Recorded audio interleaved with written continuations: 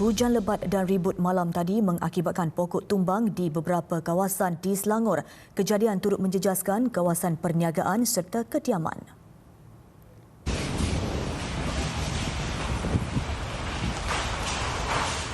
Ya Allah, ya Tuhanku.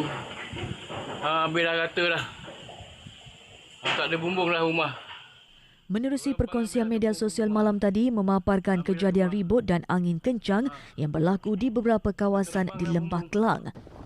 Dalam rakaman yang tular, kedengaran jelas deruman angin kuat sehingga menimbulkan suasana cemas kepada penduduk.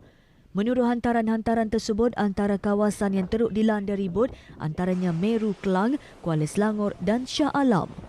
Menurut penolong pengarah bahagian operasi Jabatan Bomba dan Penyelamat Malaysia JBPM Selangor, Ahmad Mukhlis Mukhtar, pihaknya menerima panggilan kejadian di Persiaran Hamzah Alang, Meru Kelang, Taman Muhibah, Bestari Jaya dan Jalan Cempaka 2A Palang 2, Bukit Sentosa antara 9.58 minit malam hingga 10.19 minit malam. Beberapa kejadian pokok tumbang menghalang jalan raya dan jalan di kawasan perumahan. Beliau berkata kerja pemotongan dan pengalihan pokok segera dijalankan anggota bomba selepas panggilan. Terdahulu, Jabatan Meteorologi Malaysia melaporkan amaran ribut petir di beberapa negeri sehingga 1 pagi tadi. Negeri itu termasuk Pahang, Selangor, Sarawak dan Sabah.